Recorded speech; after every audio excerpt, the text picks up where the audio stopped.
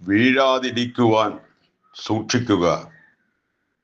ഒരിക്കൽ നയാഗ്ര വെള്ളച്ചാട്ടത്തിൽ ഒരു ബാരലിൽ കൂടി കുറുകെ കടന്ന് ലോക പ്രശസ്തി ആർജിച്ച ഒരു വ്യക്തിയാണ് ബോബി ലീച്ച്. എന്നാൽ അദ്ദേഹത്തിന്റെ അന്ത്യം വളരെ ദയനീയമായിരുന്നു. 1926 തെരുവിൽ കൂടി നടക്കുമ്പോൾ ഒരു നാരങ്ങ തൊലിയിൽ ചവിട്ടി തെന്നി അദ്ദേഹം വീണു. നിസാരമായ പരിക്കേറ്റു. ആ വീഴ്ച അദ്ദേഹത്തിന്റെ മരണത്തിലേക്ക് നയിച്ചു.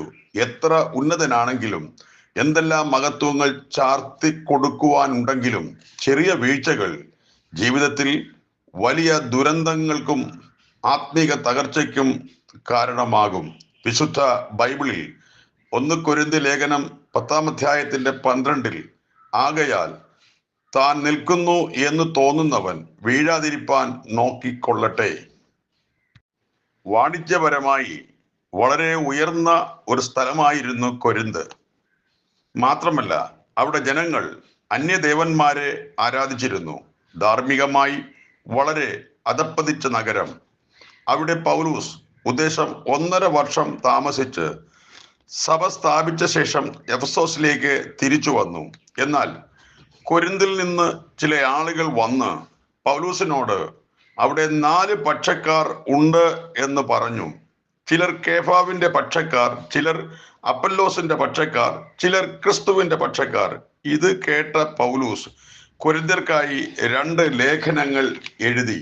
അവരോട് പറയുന്ന പ്രബോധനമാണ്: നിൽക്കുന്നു എന്ന് തോന്നുന്നവൻ വീഴാതിരിപ്പാൻ സൂക്ഷിച്ച് കൊള്ളട്ടെ.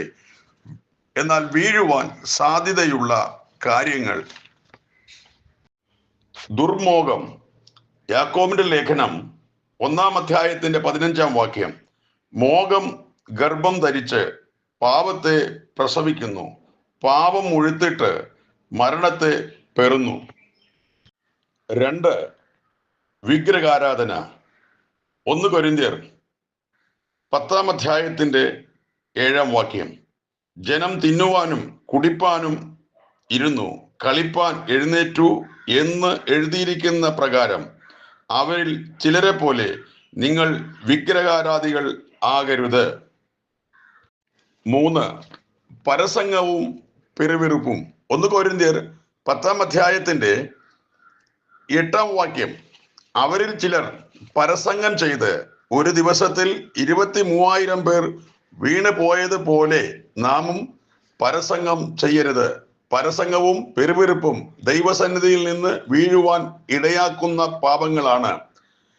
4. പരീക്ഷകൾ നമ്മെ വീഴ്ത്താം. 1 കൊരിന്ത്യർ 10-ാം അധ്യായത്തിന്റെ 13-ാം വാക്യം: മനുഷ്യർക്ക് നടപ്പല്ലാത്ത പരീക്ഷ നിങ്ങൾക്ക് നേരിട്ടിട്ടില്ല. ദൈവം വിശ്വസ്തൻ.